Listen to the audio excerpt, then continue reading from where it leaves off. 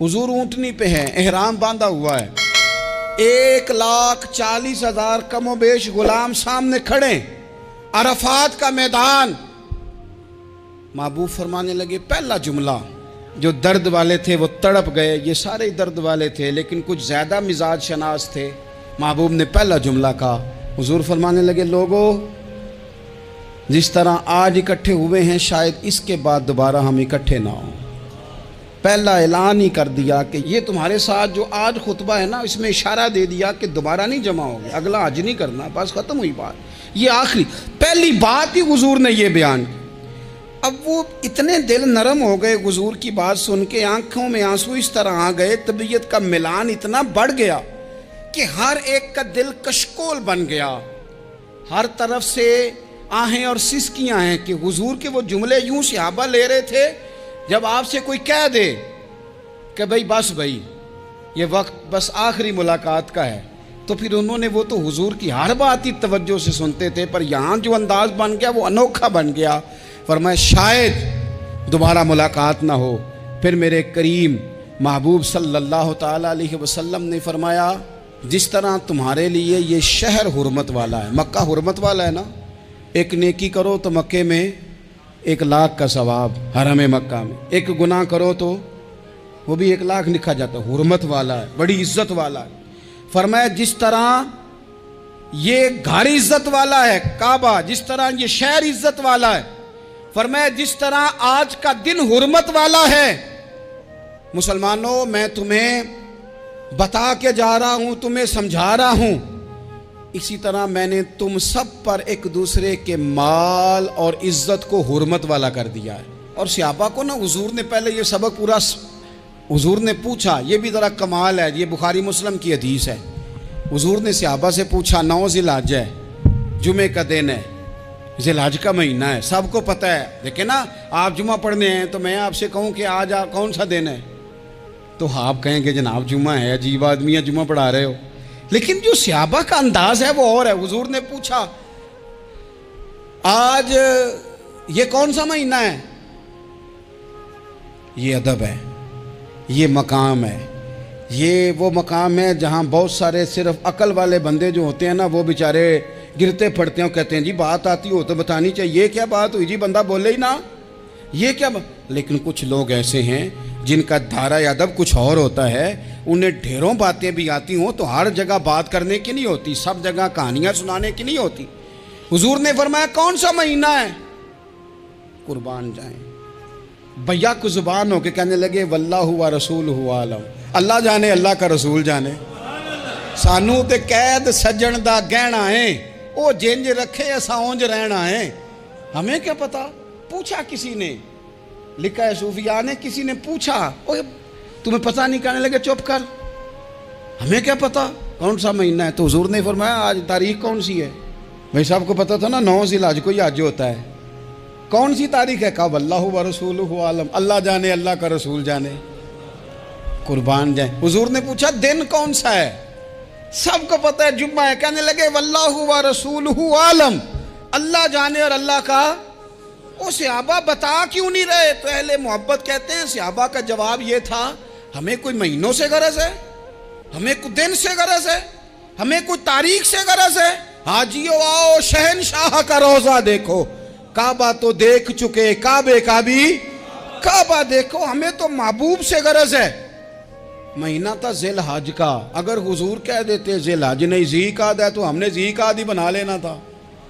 तारीख थी 9, अगर हुजूर फरमा देते 11 है तो हमने 11 ही बना लेनी थी। दिन था जुमे का, अगर हुजूर कहते पीर है तो हमें क्या लगे, हमें तो महबूब की रज़ा चाहिए। आप देखें ना, एक सहाबी के हाथ ज़रा लंबे थे तो हुजूर ने फरमाया या ज़ुल यदैन, और लंबे हाथों वाले। उनसे कोई पूछता नाम क्या है तो कहते मेरा नाम है 2 हाथों वाला। ओ भाई मेरे भी 2 हैं, तू क्यों 2 हाथों वाला? कहने लगे ये नहीं मुझे पता, मुझे नबी पाक ने कहा 2 हाथों वाला। तो ठीक हो गई, जो हुजूर ने नाम रख दिया। तो हुजूर सैयद आलम ने पूछा, फिर हुजूर ने हुर्मत याद कराई, फरमाया याद रखो ये दिन भी बड़ी इज्जत वाला है, जुम्मे का है, ये महीना भी बड़ी हुर्मत वाला है, ज़िलहज का है, ये तारीख भी बड़ी हुर्मत वाली है। लेकिन फरमाया जिस तरह اس دن کی، اس شہر کی، اس مہینے کی تم نے عزت کرنی ہے، اسی طرح ایک دوسرے کے مال کا، ایک دوسرے کی عزت کا تم نے پاس کرنا۔ مسلمان بھائیوں، خدا را یہ حضور کہہ رہے ہیں یار، نبی پاک نے کعبہ کے سامنے کھڑے ہو کے فرمایا بیت اللہ تیری بڑی شان ہے، تیرا بڑا مرتبہ ہے، لیکن فرمایا میرے مومن کی عزت رب کی نظر میں کعبے سے بھی زیادہ ہے۔ ہم کیسے بیٹھ کے یار، ہم کیسے جرات کرتے ہیں کسی کی پگڑی کھولنے کی کونے میں بیٹھ کے؟ ہم اپنے گھر بیٹھ کے کسی پر تبصرہ کر گئے، کسی بندہ مومن کی عزت اچھال گئے، بالکل پتہ نہیں تھا بات کا اور ہم نے کہانی بنا دی پوری کی پوری، داستان سرائی کر گئے۔ صبح سے شام تک ہماری گپ شپ کا عنوان کیا ہے؟ کسی نہ کسی کا شکوہ، کسی نہ کسی کی شکایت، یہ ہماری گپ شپ ہے۔ خدا را حضور نے تو خطبہ حجۃ الوداع میں پہلا سبق یہ دیا تھا کہ میرے جانے کے بعد ایک دوسرے کی عزت کرنا، اور اسی خطبے میں ایک جگہ پہ فرمایا یہ نہ ہو کہ میرے جانے کے بعد تم ایک دوسرے کی گردنیں مارنے لگ جاؤ، ایک دوسرے کی عزتوں کا خیال کرنا، پاس کرنا۔ مسلمانوں، میرے عزیز بھائیوں، بزرگوں، عزتوں کا دفاع شروع کریں۔ تھوڑی دیر کے لیے اپنی زبان لوگوں کے اوپر تبصرہ کرنے سے کنٹرول میں لائیں۔ کچھ چیزیں ایسی، میں مختلف شہروں میں جاتا ہوں، جس شہر میں گئے وہاں لوگوں نے یہ کہا جناب یہاں جو مولانا ہے نا، بعض لوگ یہ باتیں بڑی چسکے لے کے سنتے ہیں، یہاں جو مولانا ہے نا وہ کچھ نہیں کرتے، آپ بڑے اچھے ہیں، یہاں جو پیر صاحب ہیں وہ بڑے گڑبڑ ہیں، آپ بڑے اچھے ہیں۔ تو میں ان سے کہتا ہوں کہ میں اس لیے اچھا ہوں کہ میں تھوڑی دیر کے لیے آیا ہوں، میں نے چلے جانا ہے۔ اور دوسری بات یہ کہ مجھے آپ جتنا مرضی اچھا کہہ لیں، میں نے رخصت ہو جانا ہے 2-3 گھنٹوں کے بعد۔ یہاں جس آدمی کا آپ شکوہ کر رہے ہیں نا، آپ اس کو جنازے کے لیے خبر کریں نہ کریں، اسے پتہ چل گیا نا محلے میں جنازہ ہو گیا، تو اسے کوئی کام بھی ہوا تو اس نے کہنا یار نہیں محلے میں فوتگی ہوگی، میں نے جنازہ پڑھانا ہے، اس نے جانا نہیں۔ تو کمزوریاں تو سب جگہ ہوتی ہیں، لیکن ان کمزوریوں کی وجہ سے آپس میں بغض پیدا کر لیا جائے گا، اور پھر کمال بات ہے نا کہ اپنی ساری کمزوریوں سمیت اپنے آپ سے پیار ہے، اپنے آپ سے محبت ہے، اور دوسرے کی ایک کا پتہ چل جائے تو ہمیں گھن آنے لگ جاتی۔ تو حضور نے خطبہ حجۃ الوداع کے موقع پر یہ بات ارشاد فرمائی۔ دوسرا حضور نے فرمایا لوگوں یاد رکھنا، یہ خطبہ حجۃ الوداع میں نبی پاک نے فرمایا، یہ حضور خطبہ دے رہے ہیں، اور اس وقت دے رہے ہیں جب حضور صحابہ کو بتا چکے ہیں کہ یہ آخری ملاقات ہے، جو دور دراز سے آئے ہیں ان کو بتایا ہے کہ یہ میری تمہاری جو مجلس ہے، جو محفل ہے، جو تم سے بات ہو رہی ہے، یہ آخری ہے۔ محبوب فرمانے لگے لوگوں یاد رکھنا قیامت قائم ہوگی۔ ان جملوں کا حسن ملاحظہ کر لیں۔ فرمایا قیامت قائم ہوگی، تم اپنے رب سے ملاقات کرو گے، اور فرمایا تمہارا رب تم سے تمہارے اعمال کے بارے میں پوچھے گا۔ یہ خطبہ حجۃ الوداع میں کریم نے فرمایا۔ صبح تم اٹھے، کیا عمل کیا؟ اللہ پوچھے گا۔ کسی سے ملاقات ہوئی، طرز کیا تھی، سوچ کیا تھی؟ اللہ پوچھے گا۔ لین دین میں کیا معاملات تھے، تمہارے اعمال کے، اللہ سے ملاقات ہوگی، وہ کھڑا کر کے پوچھے گا۔ اور حدیث میں کئی جگہ پہ حضور نے فرمایا وہ تم سے سوال کرے گا، تمہیں جواب دینا ہے۔ میرے عزیز بھائیوں، تیار رہنا چاہیے، تیار۔ ہم نا منت کرتے ہیں آخری دن ہو نا، تنخواہ دار لوگ کہتے ہیں یار یہ آخری ایام چل رہے ہیں، کوئی خرچہ نہ بتاؤ، اس لیے کہ حساب کے متھے لگنا ہے۔ آخری دنوں میں، بجٹ کے دنوں میں لوگ پریشان ہوتے ہیں کہ حساب دینا ہے۔ جب رب سے ملاقات کریں گے اور وہ حساب مانگے گا، کتنا مشکل کام ہے۔ اور ایک مقام پہ حضور نے فرمایا جس سے اللہ نے حساب مانگا وہ تو الجھ گیا، دعا کرو وہ حساب مانگے ہی نہ، بے حساب ہی بخشش فرما دے۔ نبی پاک صلی اللہ تعالیٰ علیہ وآلہ وسلم نے ارشاد فرمایا اسی خطبہ حجۃ الوداع میں، حضور فرمانے لگے سن لو، میں نے تم تک اللہ تعالیٰ کا پیغام پہنچا دیا ہے۔ اب جس شخص کے پاس امانت رکھی ہو اس پر لازم ہے کہ وہ امانت اس تک پہنچا دے جو اس کا مالک ہے۔ ہم بہت سارے لوگ ایسے ہوتے ہیں، ہمارے پاس امانتیں ہوتی ہیں، کچھ بھی نہ ہو تو کچھ لوگوں کے راز کی امانت ہوتی ہے، کچھ بھی نہ ہو تو کچھ لوگوں کی باتیں ہم تک پہنچ جاتی ہیں، وہ راز ہوتا ہے، وہ امانت ہوتی ہے۔ مجلس کی گفتگو بھی امانت ہے، لیکن ہم امانتوں کا خیال نہیں کرتے، خیانت ہو جاتی ہے۔ بہت محتاط ہو کر اپنی زندگی میں امانتوں کا خیال کیا جائے۔ یا ایھا الذین آمنوا لا تخونوا اللہ والرسول وتخونوا اماناتکم وانتم تعلمون۔ اللہ فرماتے ہیں ایمان والو، نہ رب سے خیانت کرنا، نہ رب کے رسول سے خیانت کرنا، نہ آپس میں ایک دوسرے سے خیانت کرنا، جانتے بوجھتے ہوئے یہ کام نہ کرنا۔ وانتم تعلمون، جانتے ہو، تمہیں پتہ ہے۔ کبھی بھی بددیانتی کا مظاہرہ نہ کریں اپنی زندگی میں، کبھی بھی۔ اور یہ بھی یاد رکھ لیں، بچوں کو کیا پتا کہ ہمارا ابا حلال لا رہا ہے کہ حرام لا رہا ہے؟ آپ لا رہے ہیں نا، تو وہ تو بیچارے بھولے پن میں کھا رہے ہیں، تو حساب آپ نے دینا ہے۔ جنہ لی تو پاپ کمائے ہن کتھے نہیں ہو تیرے کر دے، بلا نا۔ تو بچوں کا تو یہ معاملہ ہے بھائی، اللہ ماشاءاللہ کہ وہ وقت پہ ہی شادی کے 10-15 دن کے بعد ہی ان کو پیغام مل جاتا ہے کہ اگر ہمارا علیحدہ گھر ہو تو میں مرضی سے سجاؤں، تو میں مرضی سے سنواروں، تو میرا کوئی مطلب اپنا سلسلہ ہو، تو بڑے ٹائم پہ ساری باتیں شروع ہو جاتی ہیں۔ وہ تو معاملہ ہی بالکل اور ہے۔ تو بالکل کسی بھی امانت میں کبھی بھی خیانت کرنے کی کوشش نہ کریں، اور یاد رکھیں مال حرام جہاں آتا ہے وہاں بڑی تباہی آتی ہے۔ جہاں لوگ بددیانت ہو جاتے ہیں وہاں معاملات بڑے خراب ہو جاتے ہیں۔ اللہ تبارک و تعالیٰ دیانتداری کی توفیق عطا فرمائے۔ حضور نے خطبہ حجۃ الوداع کے موقع پر فرمایا، میں نے آج جاہلیت کے سارے سود ختم کر دیے۔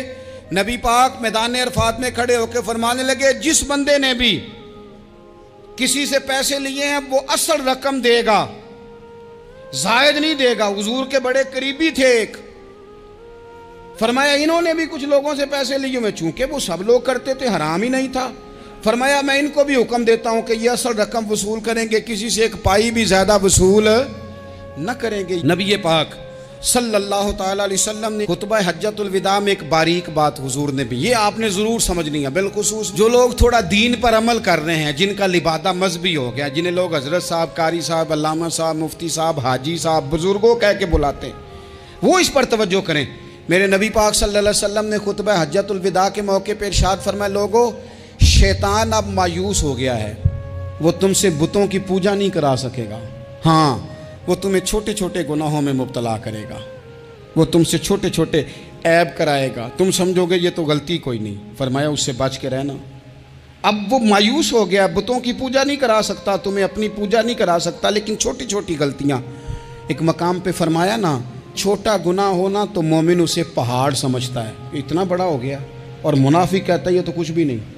تو اپنی زندگی کے اندر چھوٹی چھوٹی کوتاہیاں، حضرت سعدی فرمایا کرتے تھے سیلاب اچانک نہیں آتے، پہلے چھوٹا سا سوراخ ہوتا ہے دریا کے کنارے میں، اسے بند نہ کیا جائے پھر بڑا ہو جاتا ہے، پھر وہ ٹائم آتا ہے کہ بند ٹوٹ جاتا ہے، بستیاں ڈوب جاتی ہیں۔ پہلے چھوٹا گناہ انسان کرتا ہے، چھوٹا، پھر اس سے آگے بڑھتا جاتا ہے اور بڑی بڑی غلطیاں ہوتی ہیں۔ اللہ تبارک و تعالی ہمیں رائی کے دانے کے برابر بھی غلطی کرنے سے محفوظ فرمائے۔ نبی پاک صلی اللہ تعالیٰ علیہ وسلم نے اسی موقع پر ارشاد فرمایا، لوگوں اللہ سے ڈرتے رہنا، اور میں تمہیں عورتوں کے ساتھ بھلائی کی وصیت کرتا ہوں۔ فرمایا رب نے تمہیں اختیار دیا ہے، عورتیں تمہارے سپرد کی ہیں، ان سے اچھا سلوک کرنا۔